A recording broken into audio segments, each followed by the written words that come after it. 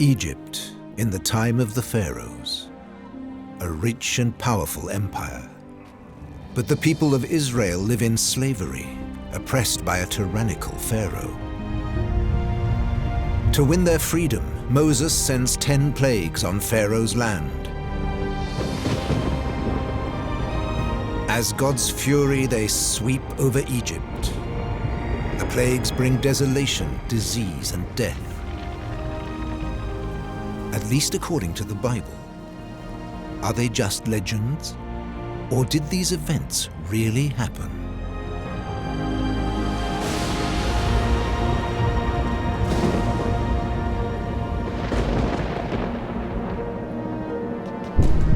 The waters of the Nile turn to blood.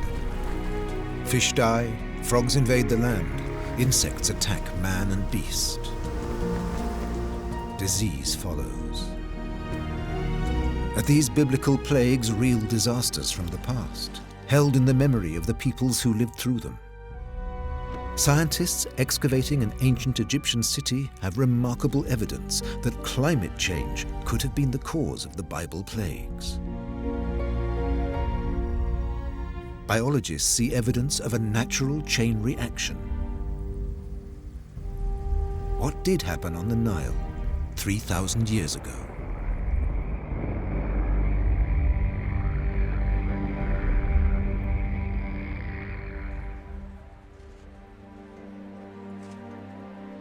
Jerusalem, 700 years before Christ. In the thriving capital city of the Israelites, there's a spirit of religious renewal. In the new writing schools and scriptoria of the temples, Hebrew scholars are combining ancient texts and folk memories to form an epoch-making work. It is the birth of the Holy Scriptures. This is where the scholars author the story of the 10 plagues, a central event in a great epic, a radical new account of revelation and creation.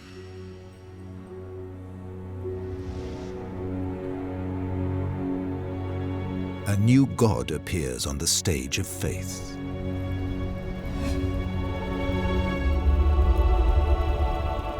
He reveals himself to Moses in the shape of a burning bush. One and almighty, the God Yahweh. He chooses Moses as his prophet and the people of Israel as his people. In Egypt, the Israelites live as slaves in the service of the Pharaoh. God has promised them freedom and a homeland, and gives Moses the task of leading them from slavery into the land of Israel.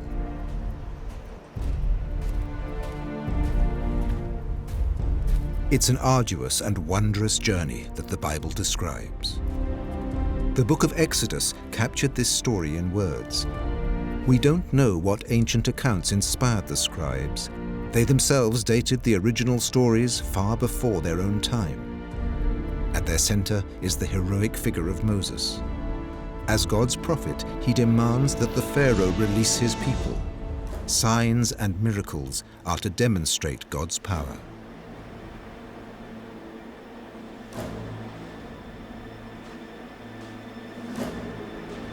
At his command, Aaron's rod turns into a snake before the Egyptian ruler. The Duel, the test of strength, is opened. The godlike Pharaoh is not impressed. His own magicians are just as powerful.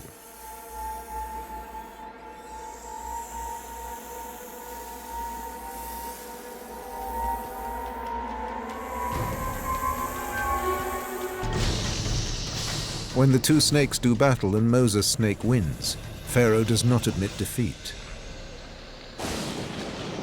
The Bible says he hardens his heart and refuses to let the people of Israel go.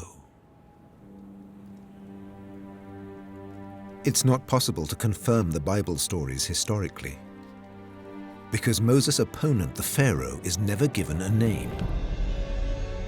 But there is a hint to the location of the action in the mention of two ancient Egyptian cities, Pithom and Ramses. It's interesting that in the biblical account of the Exodus, the Pharaoh has no name. But the first chapter of Exodus names two cities, Pithom and Ramses. So it's quite possible the authors were thinking of P. Ramses, once the capital of Egypt, when they wrote this account.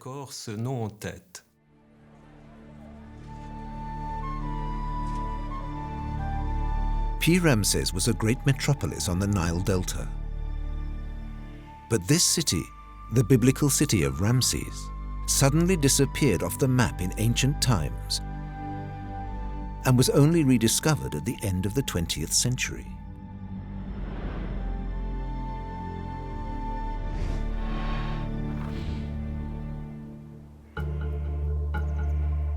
Its downfall has long puzzled archaeologists and historians. Was it caused by natural disasters? Egypt, the Nile Delta. While excavating the area around Cantir in the 1990s, archaeologist Edgar Pusch found the foundations of the city of Ramses.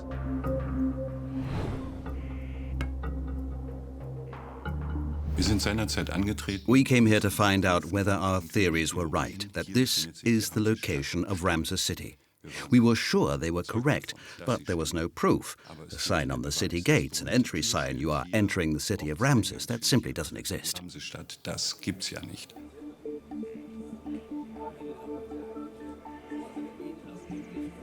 Cantir in the Nile Delta, 1996. Edgar's team scanned the surface with a cesium magnetometer, one strip at a time. This technique can trace the remains of ancient buildings 5 meters underground. It provides a kind of X-ray of long-vanished constructions. When the pictures were analyzed, the results were sensational. They'd discovered an entire unknown city, with broad avenues and narrow alleyways, wealthy villa districts, crowded workers' quarters, temples and palace complexes. And it was seriously big. This city extends over an area of 30 square kilometers. Several branches of the Pelusian arm of the Nile once flowed through it. It was, without doubt, a fabulously wealthy city. The Anastasi Papyrus tells us in its Hymn of Splendor that everyone wanted to live there.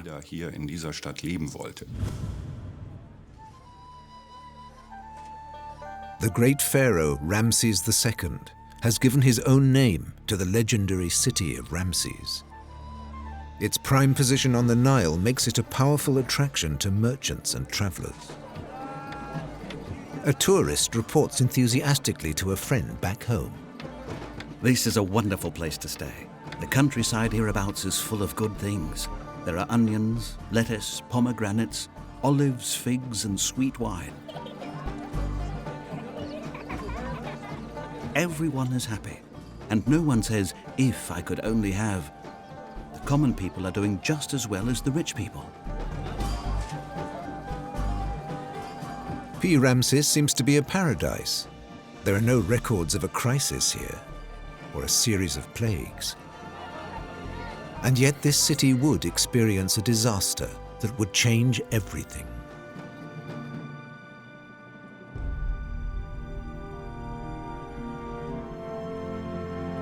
Here, beside the sacred river, P. Ramses was built for eternity. The Nile guaranteed the city's future. All along its length, the ancient Egyptians worshipped the river. Its waters made the desert bloom. All life was connected with it.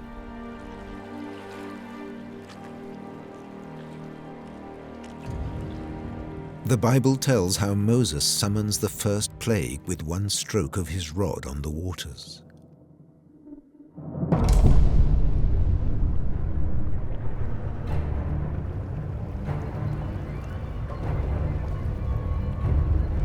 This first plague strikes the Egyptians at their most vulnerable point.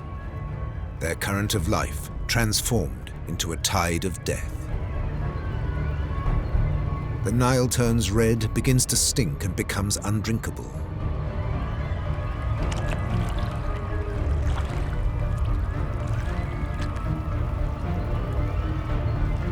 Just as the god Yahweh had predicted, all the waters of Egypt turned to blood. The drinking water is contaminated. The fish die.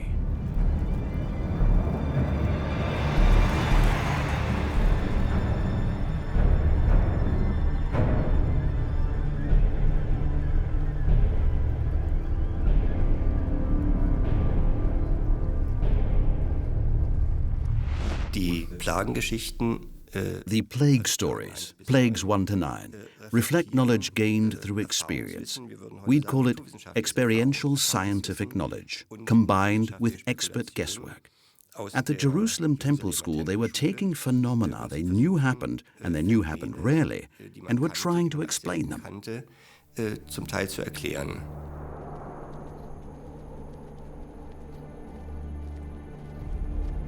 The Nile turning murky or red was nothing new for the people of Egypt.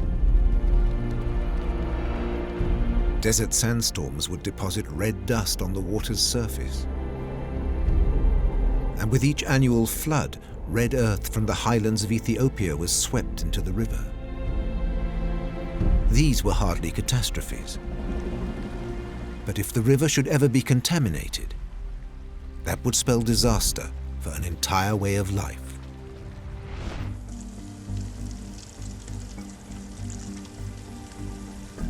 At Berlin's Leibniz Institute for Water Ecology and Inland Fisheries, they study the complex interaction of ecological systems.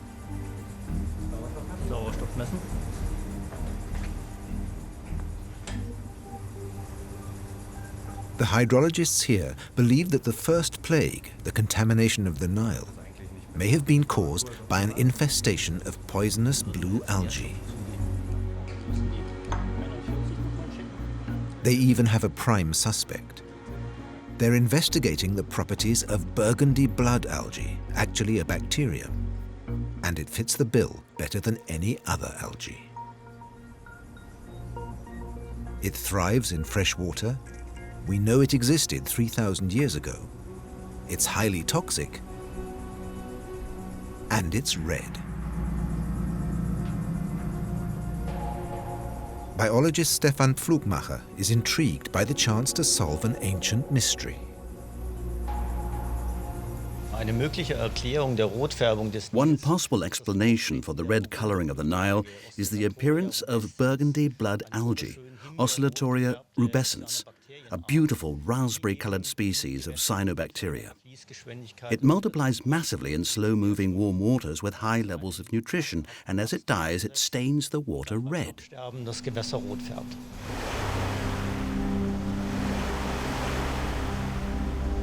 Off the coast of western Florida, they encounter a similar phenomenon. They regularly see dangerous algae blooms with disastrous effects.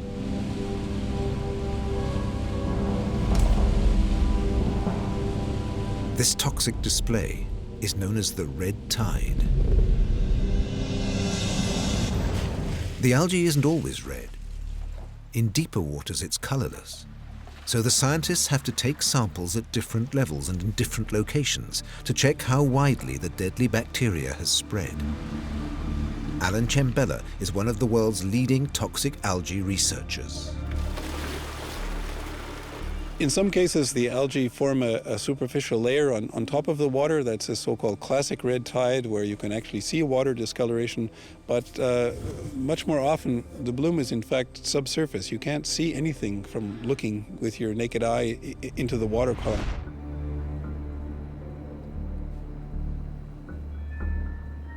These algae are called Corania brevis. They're hundredths of a millimeter long, aggressive, toxic algae that give off a nerve gas. The scientists have found more than 1 million per liter in their samples. A Corania bloom can last for weeks or months, even up to a year. Today, more than 60 species of toxic algae have been identified in our oceans, lakes and rivers. And there's nothing we can do about them. The algae evolved presumably hundreds of millions of years ago. They're not new. They occurred before human beings were here and probably will be there long after human beings are gone from the face of the earth.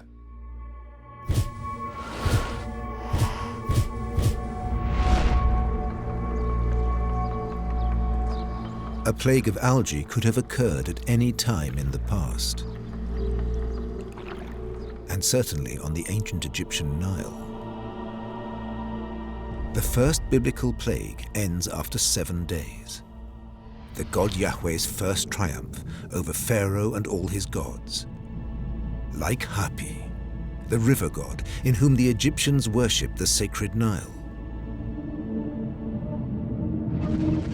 This great statue, sunk in the Mediterranean off the coast of Alexandria, is proof of his importance. Hapi, mighty ruler of the Nile, one of the greatest of the Egyptian deities. But in the first plague, the Bible makes it clear that he too is powerless. You could say that the story of the plagues is a struggle between the gods, because the Pharaoh represents the gods of Egypt, the whole pantheon. And by attacking the Pharaoh, Yahweh is attacking Egypt's gods. So the idea behind the plagues is to show that Yahweh is superior to Egypt, superior to the Pharaoh, and also to the gods he represents. The miracle of the first plague does not win the Israelites their freedom. Pharaoh, the Bible says, hardens his heart.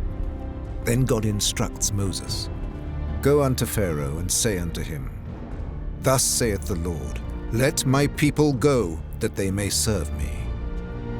And if thou refuse to let them go, behold, I will smite all thy borders with frogs." The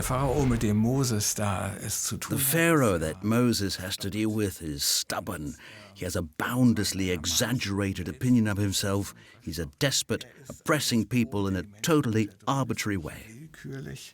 That's a malicious misrepresentation, a polemical view of Egypt, because, of course, the Pharaoh had the gods above him, and he was responsible to them. The Bible chooses not to mention that, of course, the Egyptians had their own concept of justice, and the Pharaoh knew perfectly well that the gods were above him.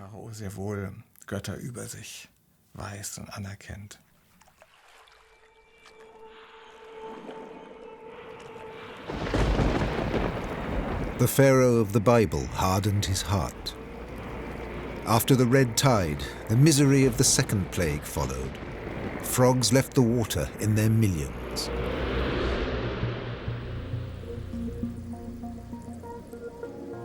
The size of a frog population experiences natural variations. At the Leibniz Institute in Berlin, scientists are trying to find out what can cause a plague of frogs. What environmental changes lead to abnormal development and mass metamorphosis? The transformation of a tadpole into a frog is governed by hormones. The process usually takes 8 to 10 weeks. The scientists discover that environmental stress causes frog metamorphosis to accelerate. In this experiment, the tadpoles are artificially stressed. They've been fed extra hormones. Their rate of metamorphosis is measured under the microscope. It turns out that negative environmental conditions can nearly double their rate of development. Professor Werner Kloas explains what kind of environmental stimuli are most to blame. When tadpoles come under stress, especially due to drought, but also when there's a lack of oxygen, then this environmental stress accelerates their transformation into frogs. Their thyroid gland releases extra hormones, and the result can be a sudden massive appearance of frogs. Frogs overrun the land in their millions, invading the houses of the Egyptians. They even reach Pharaoh's palace, but Pharaoh refuses to let the Israelites go. The broad plains of Cantir hide thousands of years of history. The great city of Pi-Ramses, the historical setting for the biblical city of Ramses. Ramses II, the greatest pharaoh of them all. No other ruler of Egypt won such prestige. Was he also the inspiration for the nameless pharaoh of the Bible? We know he made Pi-Ramses his capital and the symbol of his power.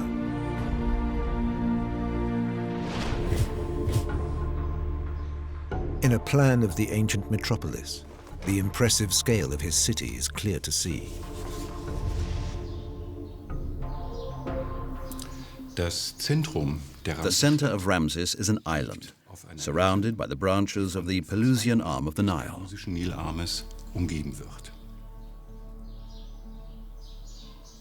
In the west of the city, there's a sprawling villa district, separated from the Pelusian arm of the Nile by this dark line, an embankment along the river.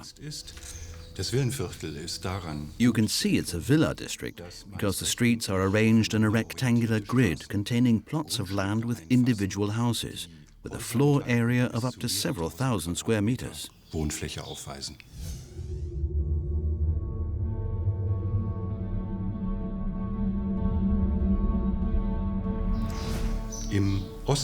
In the east of our city plan is the workers' district.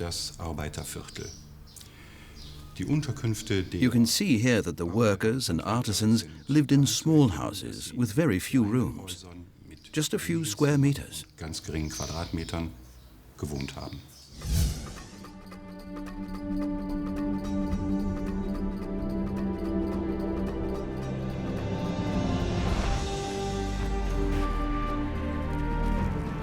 Ramses II turned Egypt into a building site, creating temples and giant statues on a scale never seen before, monuments forever associated with his name.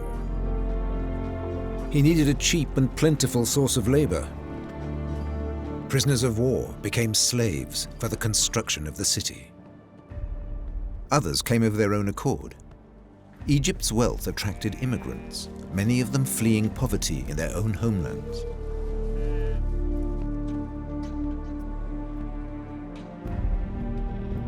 Could these be the people the Bible means when it says, "And they built for Pharaoh treasure cities, Pithom and Ramses"?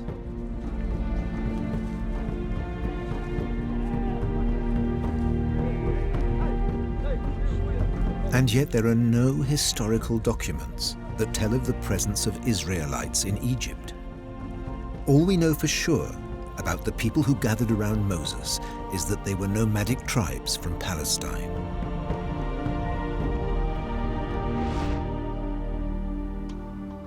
The era of Ramses II was known as the Golden Age in the Chronicles of Egypt. There was no shadow over the period, no biblical disasters to dull its splendor. But within 100 years of Ramses' death, his once mighty city would be a byword for downfall and decay.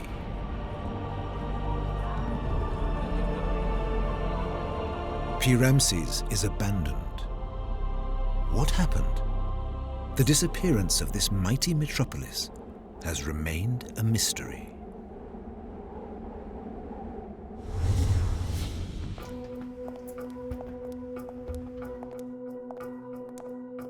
The Heidelberg Academy of Sciences and Humanities, paleoclimatologists Augusto Mangini and Nicole Vollweiler are researching climate changes thousands of years ago.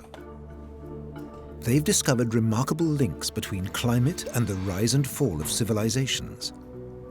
Now they're searching for the reason for the mysterious demise of the city of Ramses.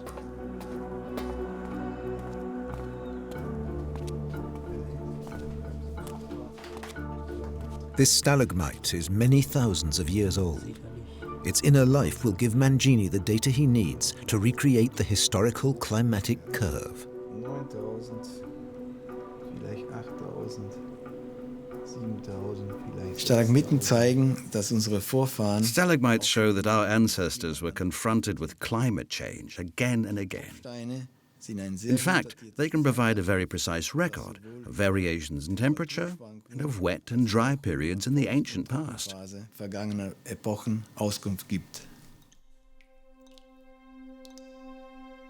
Stalagmite caves are created when rainwater trickles through from the surface above. Descending through layers of earth and stone, it picks up calcium carbonate that solidifies on the floor of the cave as limestone. Countless evaporated water drops thus build up these columns of stone.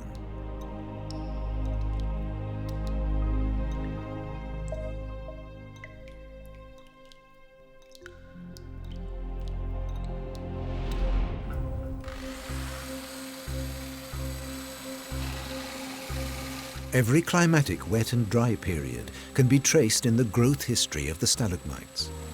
Their age can be calculated through the composition of their isotopes. First, the samples are soaked in acid to separate them into their constituent parts.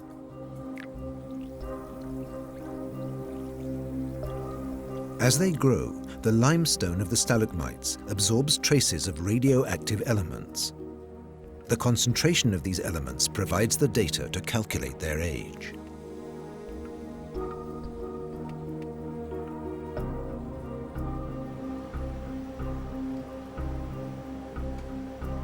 They use a mass spectrometer to measure the isotopes and date the stalagmites precisely.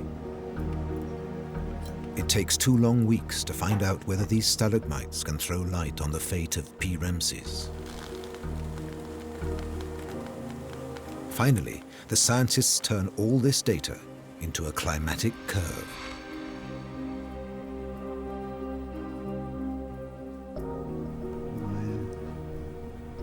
Mangini and Vollweiler correlate the climatic curve to the eras of the Egyptian dynasties. They're sure that each rise and fall of a culture has its counterpart in climatic peaks and troughs. The period of Ramses' reign is highlighted in color. After the peak of a warm, wet climate, there's a climate collapse. Pharaoh Ramses II. Pharaoh Ramses II reigned in a very favorable climatic period. There was plenty of rain and his country flourished. However, this wet period only lasted a few decades. After Ramses' reign, the climate curve goes sharply downwards. There's a dry period which would certainly have had serious consequences.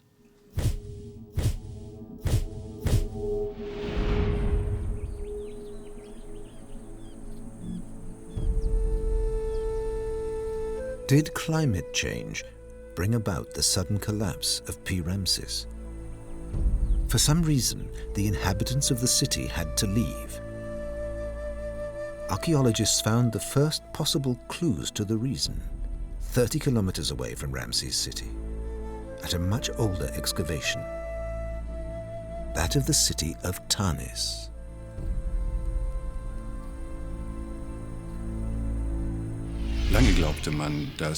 For a long time, we thought Tanis was P. Ramses, because a huge amount of the most wonderful architectural objects were found there. Granite obelisks and quartz statues, all sorts of other things, all bearing the name of Ramses II. They all told the same story of the growing power and splendor of the city, a story we know both from the hymns and from other Egyptian accounts. Throughout the ruins of Tanis, they found the royal cartouche of Ramses II, the unmistakable symbol of the great pharaoh. But the pedestal and the feet of all the statues were missing. Only one explanation was possible. All these statues had been transferred to Tanis. So this couldn't be the original site of Ramses' city. But why had they all been moved? In the Bible story, the disasters in the land of the Nile get worse. To force the Pharaoh to yield and free the people of Israel from their bondage, the god Yahweh punished the Egyptians with the third and fourth plagues. Swarms of mosquitoes and flies invaded the land. All the dust, the Bible says, turned into insects.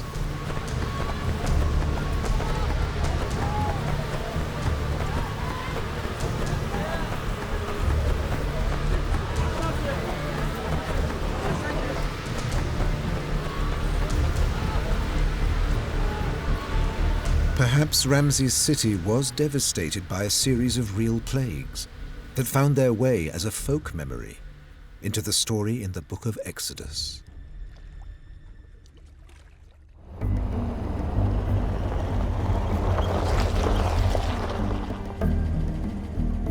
When archaeologists realized Tanis couldn't be the city of Ramses, they began to look elsewhere. They only knew Ramses had built his capital on the eastern, Pelusian arm of the Nile.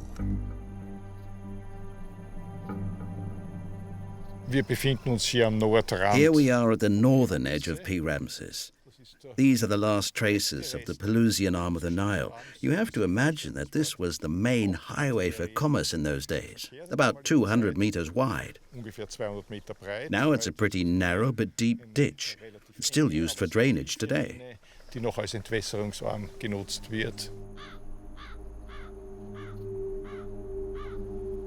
Over the millennia, the River Nile has continuously altered its route.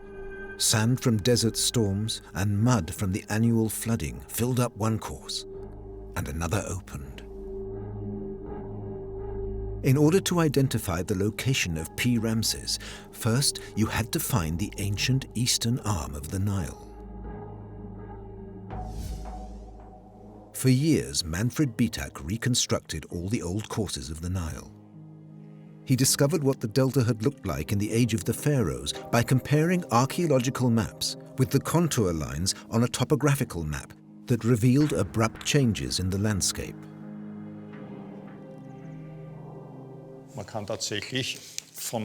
You can actually follow the protrusions of the land from one contour line to the next.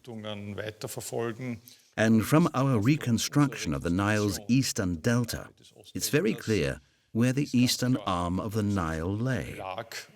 And so the focus on where P. Ramses could have been was narrowed down to one place. And that was Cantia.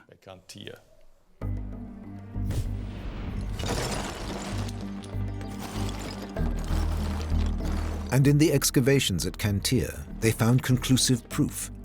Thousands of shards of pottery from the time of Ramses, but no pottery from later periods.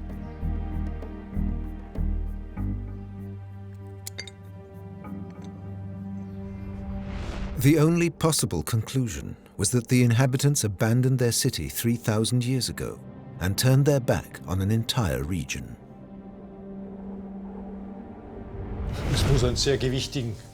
There would have to be a very good reason to give up a city with a fantastic strategic position like this. The most likely explanation is that the Pelusian arm of the Nile silted up downstream from P. Ramses. And so P. Ramses had to be abandoned.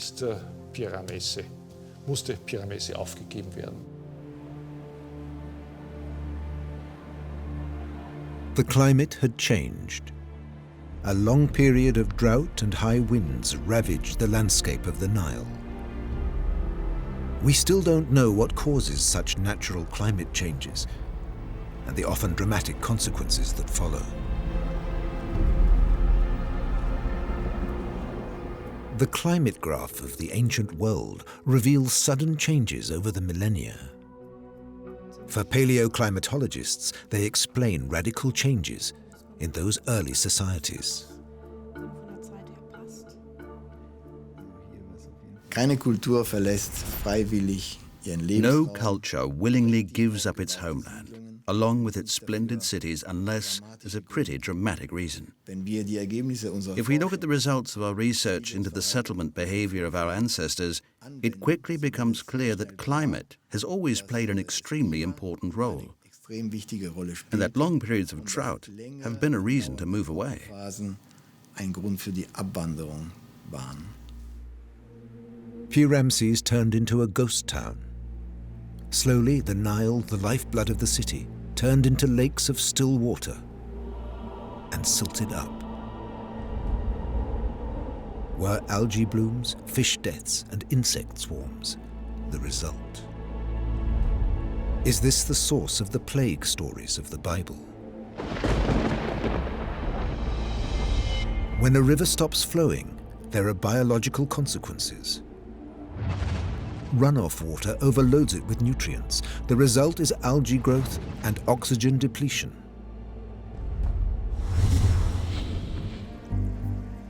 Hydrologists in Berlin are mimicking this scenario by growing algae in experimental tanks. They pour nitrate and phosphate nutrients into water containing burgundy blood algae.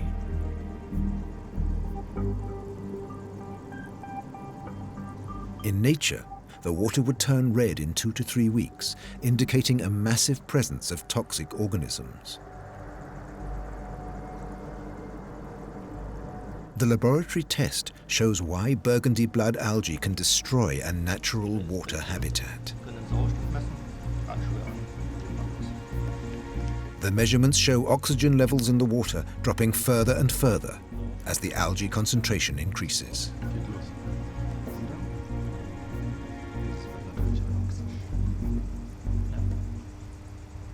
These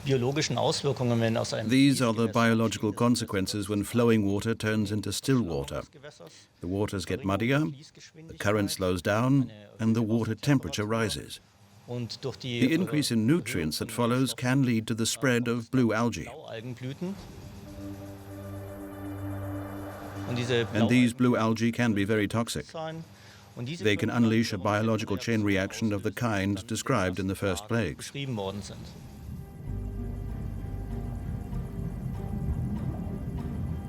The river turned red, fish died, frogs left the water and then perished. Now the insects could multiply unhindered. In a self-regulating ecology, insect numbers on the river are kept in check by the frogs and fish. But without this natural regulator, the numbers of insects reproduce explosively. You can imagine a chain reaction like this. A massive increase in the number of frogs would be followed by massive frog deaths, so they would no longer be there to eat the insects. Without fish and frogs, the insects would multiply exponentially. We know insects often carry diseases like malaria, so the next step in the chain reaction is the outbreak of epidemics, causing the human population to fall ill. Epidemien ausbrechen, die natürlich den Menschen also mit Krankheiten heimsuchen.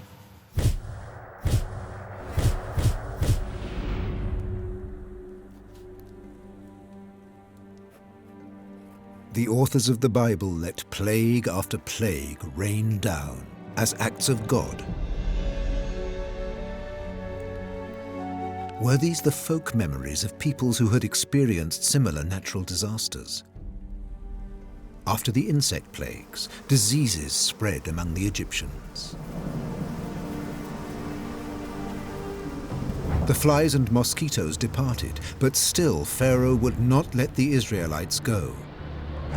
And then Yahweh announced the next plagues to Moses. In the trial of strength with Egypt's godlike ruler, plagues 5 and 6 would now strike man and beast without mercy. It happens early in the morning. As the sun rises, God sends a pox upon the Egyptians' livestock. And soon after, as the next sign from God, smallpox breaks out among the people.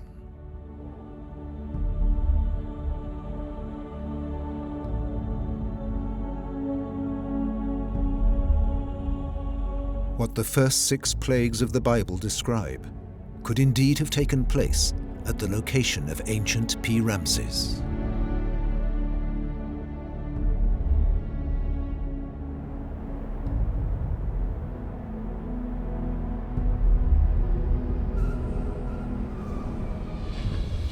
Mit dem Abnehmen des Wassers im Pelusischen As the waters sank in the Pelusian arm of the Nile, before they disappeared completely and it silted up, the still waters led to a plague of mosquitoes. Mückenplagen entwickelten, Malaria broke out, other plagues and diseases appeared.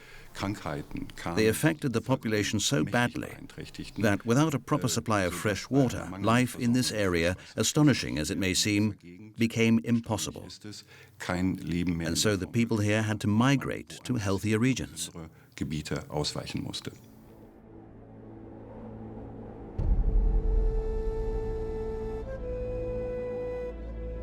This gradual process of decay must have deeply affected life in the dying city. We have a copy of an ancient document from this time that shows astonishing parallels to the Bible story of the plagues. The Ipu Ver papyrus.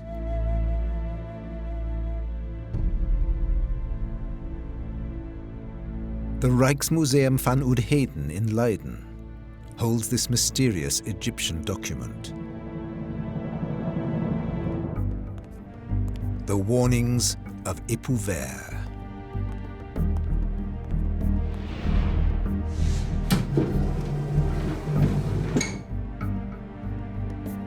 This puzzling text, 4 meters long, was written hundreds of years before the Old Testament was compiled. In the Ipu Ver papyrus, the author just imagines the total chaos of a society where people rebelled against their former masters. So servants had the riches, and those who were rich lost everything. There was a famine. People were hungry. The Nile didn't inundate properly. The gods were angry with the Egyptians. And he contrasts that with the happy life that Egypt could lead under its king when it sticks to the traditions of the ancestors. That's what he wants to say. Ipu Ver. We assume this is the name of the wise man who wrote this text. In a poetic style, he describes disasters on a colossal scale.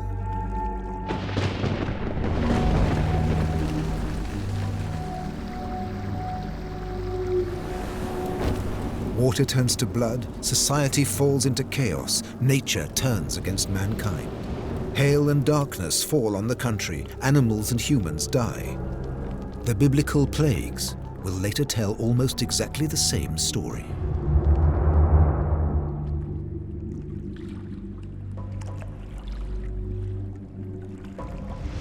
The biblical text was not written down as something independent of everything that happened elsewhere in the Near East. It is part of a literary tradition.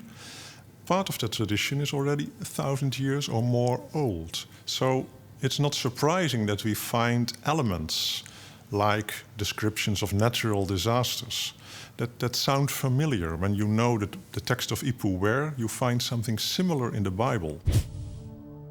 We don't know exactly when the text was written. The original has never been found. The copy that we have here in Leiden is the only copy that exists. And it is a copy made by an Egyptian around the period of the famous pharaoh Ramses II. Why should a copy of a disaster poem be commissioned at the time of the decline of P. Ramses? More than a coincidence?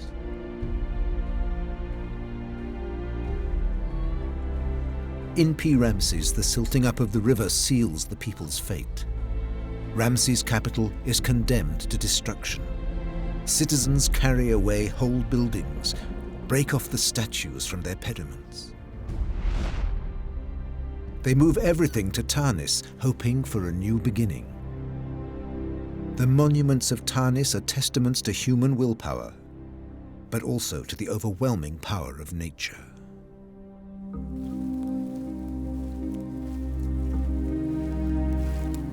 P. Ramses was reclaimed by nature.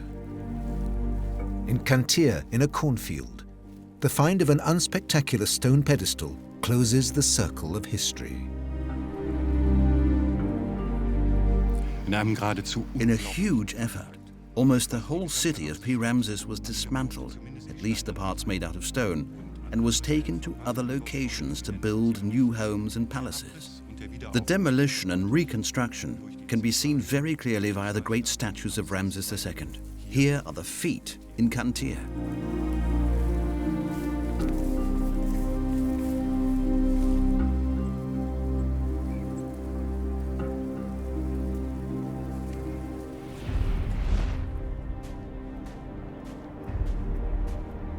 Is this the place the Bible was referring to? Is this the city of Moses, the hero of the struggle against the Pharaoh? The city of the plagues and God-sent miracles. In the story of Moses and the plagues, the Pharaoh has no name. He simply represents the tyrannical power oppressing the people of Israel. By the time the biblical texts are written, Pharaoh Ramses II is a figure of legend. Ramses ist für die Ägypter. For the Egyptians, and at the time the Bible was written, Ramses was the personification of a pharaoh. He was virtually synonymous with the title Pharaoh. You didn't even have to say his name. And from the name this city was given, the Old Testament simply calls it Ramses, it was clear that they saw this pharaoh as the pharaoh. Diesen Pharao als Pharao schlechthin angesehen. Via the name Ramses, they wanted to evoke the great power of Egypt. He is the symbol of Egypt as superpower. Ist der Vertreter der Großmacht Ägypten.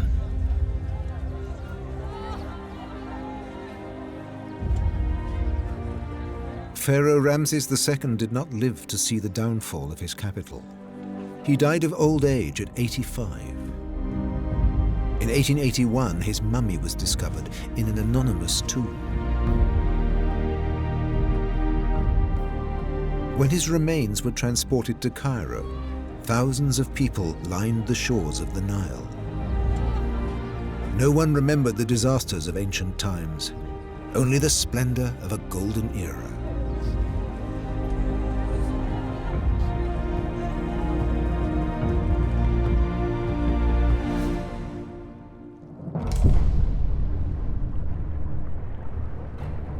It all began with a red river.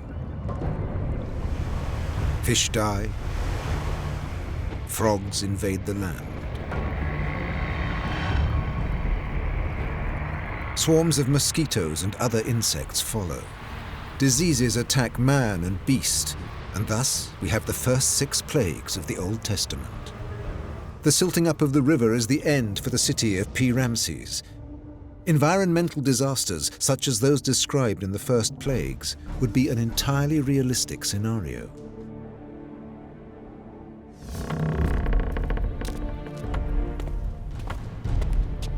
After the 6th plague, God said to Moses, "Say unto Pharaoh, let my people go, or I will send all my plagues upon thine heart, upon thy servants, and upon thy people." But Pharaoh would not let his heart be softened by the threat. The plagues continued, and the magnitude of the disasters increased.